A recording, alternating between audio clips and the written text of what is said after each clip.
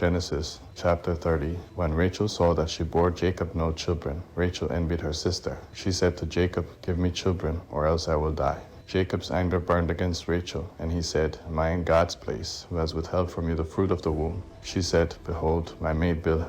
Go unto her, that she may bear on my knees, and I also may obtain children by her." She gave him Bilhah her servant as wife, and Jacob went unto her. Bilhah conceived, and bore Jacob a son. Rachel said, "God has judged me, and has also heard my voice, and has given me a son."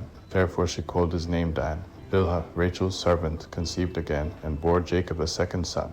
Rachel said, "I have wrestled with my sister with mighty wrestlings, and have prevailed." She named him Naphtali. When Leah saw that she had finished bearing, she took Zilpah, her servant, and gave her to Jacob as a wife. Zilpah, Leah's servant, bore Jacob a son. Leah said, "How fortunate!" She named him Gad. Zilpah, Leah's servant, bore Jacob a second son. Leah said, "Happy am I, for the daughters will call me happy." She named him Asher. Reuben went in the days of wheat harvest, and found mandrakes in the field, and brought them to his mother, Leah. Then Rachel said to Leah, "Please give me some of your son's mandrakes." Leah said to her, "Is it a small matter that you have taken away my husband? Would you take away my son's mandrakes also?" Rachel said, "Therefore he will lie with you tonight for your son's mandrakes." Jacob came from the field in the evening, and Leah went out to meet him, and said, "You must come unto me, for I have surely hired you with my son's mandrakes." He lay with her that night. Gad listened to Leah, and she conceived, and bore Jacob a fifth son. He said, "God has given me my hire, because I gave my servant to my husband." She named him Issachar. Leah conceived again, and bore a sixth son to Jacob. Leah said, "God has endowed me with a good dowry. Now my husband will live with me, because I have borne him 6 sons. She named him Zebulun.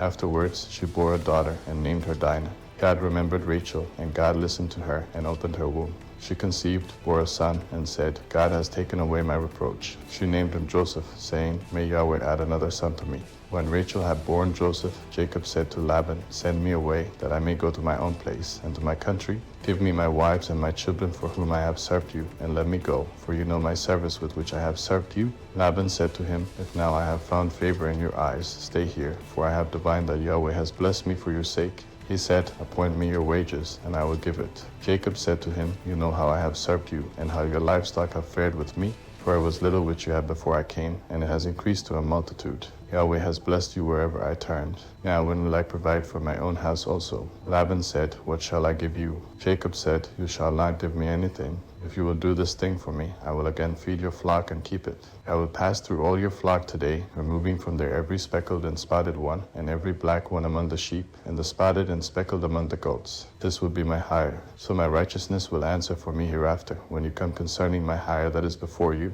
Every one that is not speckled and spotted among the goats, and black among the sheep, that might be with me, will be considered stolen." Laban said, "Behold, let it be according to your word." That day he removed the male goats that were streaked and spotted, and all the female goats that were speckled and spotted, every one that had white in it, and all the black ones among the sheep, and gave them into the hand of his sons. He set 3 days' journey between himself and Jacob fed the rest of Laban's flocks. Jacob took to himself rods of fresh poplar, almond, and plane tree, peeled white streaks in them, and made the white appear which was in the rods. He set the rods which he had peeled opposite the flocks in the watering troughs where the flocks came to drink. They conceived when they came to drink.